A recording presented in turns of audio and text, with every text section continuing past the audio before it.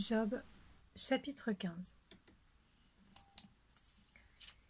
Eliphaz de Théman prit la parole et dit : Le sage répliquerait-il par un savoir qui n'est que du vent?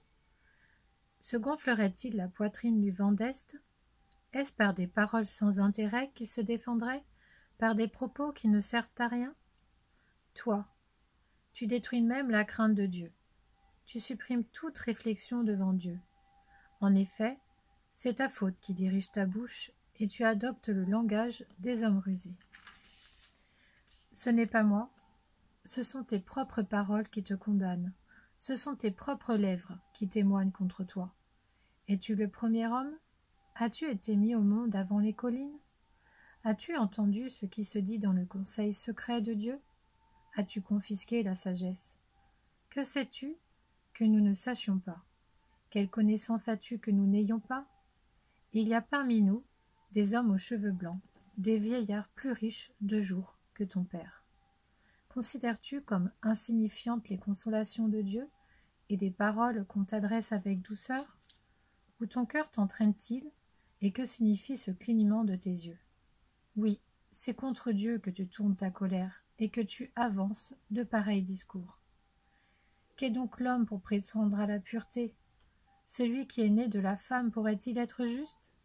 Si Dieu ne peut faire confiance à ses saints, si le ciel n'est pas pur devant lui, ce sera d'autant moins le cas de cet être abominable et corrompu qu'est l'homme, qui boit l'injustice comme de l'eau. Je vais te parler, écoute-moi. Je raconterai ce que j'ai vu, ce que les sages ont fait connaître, ce qu'ils ont révélé après l'avoir appris de leurs ancêtres. Le pays leur appartenait alors à eux seuls, et aucun étranger n'était encore venu se mêler à eux. Le méchant passe dans l'angoisse tous les jours de sa vie, toutes les années qui sont réservées à l'homme violent. Un bruit terrifiant retentit à ses oreilles. Au beau milieu de la paix, le dévastateur fond sur lui. Il ne peut espérer échapper aux ténèbres, lui qui est guetté par l'épée. Il court çà et là pour chercher du pain, mais où en trouver? Il sait que le jour des ténèbres l'attend. La détresse et l'angoisse le tourmentent. Elle l'assaille comme un roi prêt à combattre, car il a levé la main contre Dieu. Il a défié le Tout-Puissant. Il a eu l'audace de foncer contre lui, abrité par l'épaisseur de ses boucliers. Il avait le visage tout potelé, les flancs chargés d'embonpoint, mais il habitera des villes détruites, des maisons abandonnées, sur le point de tomber en ruine. Il ne s'enrichira pas. Sa fortune ne se relèvera pas. Sa prospérité ne couvrira plus la terre. Il ne pourra s'écarter des ténèbres. Les flammes dessécheront ses rejetons, et Dieu l'écartera par le souffle de sa bouche. Qu'il ne se fie pas à la fausseté.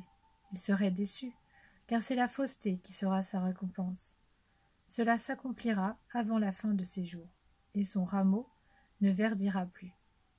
Comme une vigne, il se dépouillera de ses fruits encore verts. Comme un olivier, il fera tomber ses fleurs. La compagnie de l'impie est stérile, et le feu dévorera les tentes des hommes corrompus. Il conçoit le mal et donne naissance au malheur. Il couve la tromperie. Job, chapitre 16. Job prit la parole et dit : J'ai entendu beaucoup de propos semblables. Vous êtes tous des consolateurs pénibles. Quand finiront ces discours qui ne sont que du vent? Pourquoi cette irritation dans tes réponses? Moi aussi, je pourrais parler comme vous. Si vous étiez à ma place, j'alignerais les discours contre vous. Je hocherais la tête sur vous. Je vous fortifierais par mes paroles. Le mouvement de mes lèvres vous apporterait du soulagement. Si je parle, ma souffrance n'est pas soulagée. Si je me tais, elle ne s'en ira pas loin de moi. Maintenant, hélas, il m'a épuisé. Tu as dévasté tous les miens. Tu m'as creusé des rides qui témoignent contre moi. Ma maigreur se dresse contre moi et m'accuse en face. Sa colère me déchire et s'attaque à moi. Il grince des dents contre moi. Mon adversaire me transperce de son regard. Ils ouvrent la bouche contre moi. Ils m'insultent et me frappent les joues. Ils s'attroupent contre moi. Dieu m'a livré au pouvoir d'un gamin. Il me jette entre les mains des méchants. J'étais tranquille. et il m'a secoué. Il m'a attrapé par la nuque et m'a brisé. Il m'a redressé et me prend pour cible. Ses flèches m'environnent. Il me transperce les reins sans aucune pitié. Il verse ma bile par terre. Il fait en moi brèche sur brèche. Il se précipite sur moi comme un guerrier. J'ai cousu un sac sur ma peau. J'ai traîné ma fierté dans la poussière. Mon visage est enflammé à force de pleurer. L'ombre de la mort est sur mes paupières. Pourtant, je n'ai commis aucune violence, et ma prière a toujours été pure. Terre, ne couvre pas mon sang, que mon cri ne reste pas cantonné à un endroit. Déjà maintenant, mon témoin est dans le ciel, mon défenseur est dans les lieux élevés. Mes amis se moquent de moi, c'est Dieu que j'implore avec larmes.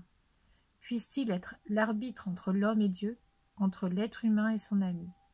En effet, encore quelques années seulement, et je m'en irai par un sentier d'où je ne reviendrai pas.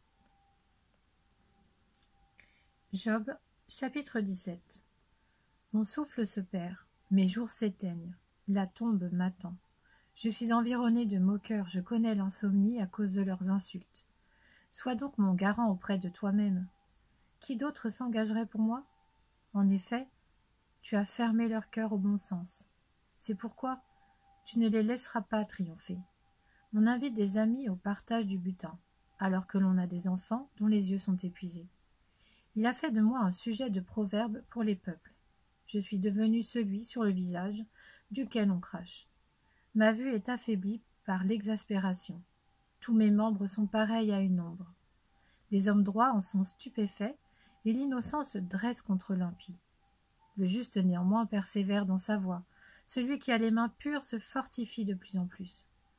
Quant à vous tous, vous pouvez répéter les mêmes discours. Je ne trouverai pas un sage parmi vous. Comment? Mes jours sont passés. Mes projets sont anéantis. Ces projets qui remplissaient mon cœur, et ils prétendent que la nuit, c'est le jour, que la lumière est proche quand les ténèbres sont là. Qu'ai-je à espérer? Le séjour des morts sera mon domicile. C'est dans les ténèbres que je prépare mon lit. Je crie à la tombe. Tu es mon père. Et au ver. Vous êtes ma mère et ma sœur. Qu'ai-je donc à espérer? Mon espérance, qui peut l'entrevoir? Elle descendra vers les portes du séjour des morts quand nous serons étendus ensemble dans la poussière.